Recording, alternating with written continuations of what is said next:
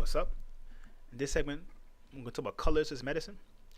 Colors as medicine is a concept that's been discussed a lot by the New Age community and certain people, certain segments of the cult community.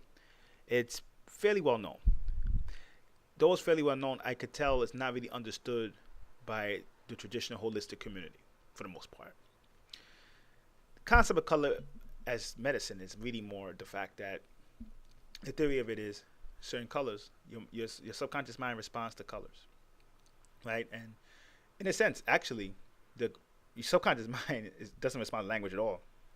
Or if it does, you would have to it would respond to language over a consistent amount of time. So you would have to do it like, let's say you say, I want to get up, I want to be more disciplined when I get up in the morning, right? I want to be more disciplined. The subconscious mind is kind of controlling your energy, emotions. You could say it, but it'll take a long time until eventually, if you're consistent with it, eventually you get up, you snap up, you get up, and you would be ready to work. But it takes long because the subconscious mind, there's many ways for you to interact with your subconscious mind, or what they call program your subconscious mind. Usually, the first step is repetition, which is telling it to do something over and over and over again. It's like telling a dog, don't go to the bathroom in the house. The first few times you'll go to the bathroom, eventually you will get it. The subconscious mind kind of more responds like an animal in a sense. So that's one level. But the next level, which is a little bit more sophisticated, is taking contrasting colors or contrasting principles. So when you see a Chinese say yin and yang, they have or sometimes the tantras will have a woman, male and female. That's contrasting principles. When they have black and white, that's contrasting principles. Contrasting colors is one of the most effective ways to tell the subconscious mind that you want to do something, even one color. And in a way, color therapy, the reason why color therapy works is because it basically represents the energy at a certain state. Energy is basically the ability to do work, the ability to process information. It's like fuel. So when you have it at blue, red, yellow, brown, gray, silver, purple, it represents energy in a specific state. So red is really more associated with your muscles, root chakra, more physical work, or even work in your conscious mind, right? That's red. Blue is more subconscious mind. It's more reflective. It's more you telling your brain to become more passive, where your subconscious brain, your conscious brain, or logical brain doesn't shut down, but it gets quiet, and the subconscious brain starts to receive. So, from my perspective, one reason why color therapy is ineffective in its current state is because I don't think the people who talk about the color therapy really explain to their practitioners the concept of the subconscious mind, the logical mind, but most importantly, the cells. Your cellular structure is programmed by your subconscious mind. So, because your cellular structure is programmed by your subconscious mind, the current body that you have represents a current viewpoint that you have, or a viewpoint that your ancestors have had, the viewpoints of your past life karma, all wrapped into one. Even the representation of your location, the physical energies around you. If you live in a city, it's gonna be a little different than if you live in the countryside with no electricity. So, in a lot of ways, sometimes the connection between the subconscious mind and the cellular structure, the DNA, is imperative. It's crucial to understand, and a lot of people don't. That's the biggest problem. And I think when they say, "Oh, yellow is intellect," what does that mean, though? Purple, it means royalty. What does that mean, though? What function does that mean to your subconscious mind, right? Then on top of that, after you do that, then you have to train your cells to accept it, because when most people are born right now, their cells have limitation on them. You see the world very limited. When you get up in the morning, you're tired, you think that you need a cup of coffee to break that, so that your cells get used to the coffee, to be honest. Things like that have to be understood before colors can work for you. Color in inner alchemy is almost in a way mercury. You know how the laboratory alchemists use quicksilver or real mercury, and they they treat it, and then they turn it into something else, like alchemical mercury. Colors represents another form of that. Just like mercury is an object or a substance, really more, that binds metals together or into something new, or has the ability to cause transformation. Colors is a mercurial force in a sense that in inner alchemy, when you deal with the mind, the colors automatically can shift your mind and shift your emotions from one state to the next state. Now, if you just think about a color, is it going to work? Probably through repetition, probably.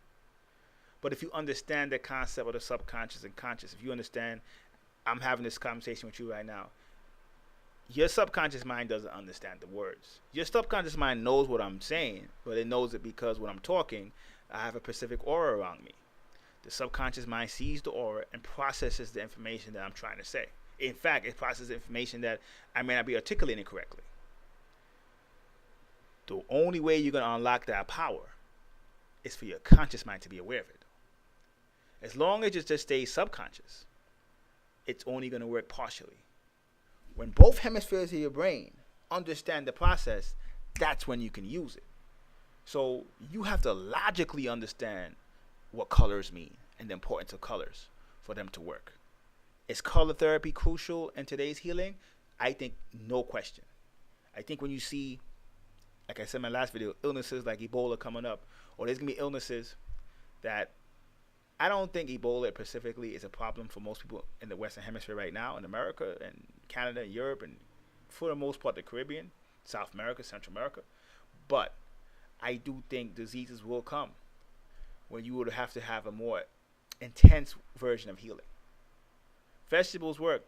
Green, most of them are green. Green is a symbol. It's a symbol. Green is a color. It heals. To be honest, green is kind of connected to certain cosmic forces that deal with healing, that deal with opening up even your imagination. It's a very powerful color, very powerful energy. Plants being green represent that, no question. But we have to now merge all these different techniques together as healings. Whether it's alternative medicine techniques, diet, color therapy, we have to merge it, but we have to understand it from a grown-up perspective. It's time to pull out the psychology books. It's time to understand what the conscious mind, what the subconscious mind, what the superconscious mind is, and understanding the key for you to go to the next level is merging the two together. This is not a video about me telling you how great your subconscious mind is, how the conscious mind's ego, the conscious mind's not important. No, true transformation will have to come through the conscious mind.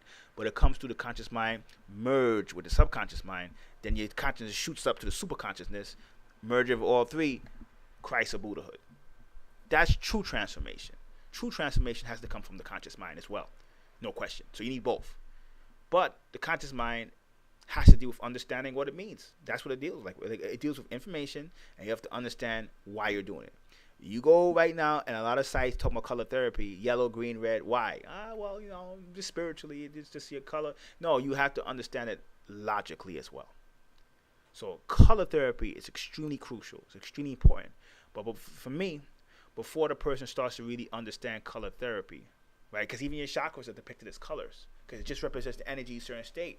You got to pull out a science book. Understand what energy is. Then you got to pull out the metaphysical books. Understand what the chakras are. Understand what, in a sense, the relation between the chakras and colors are.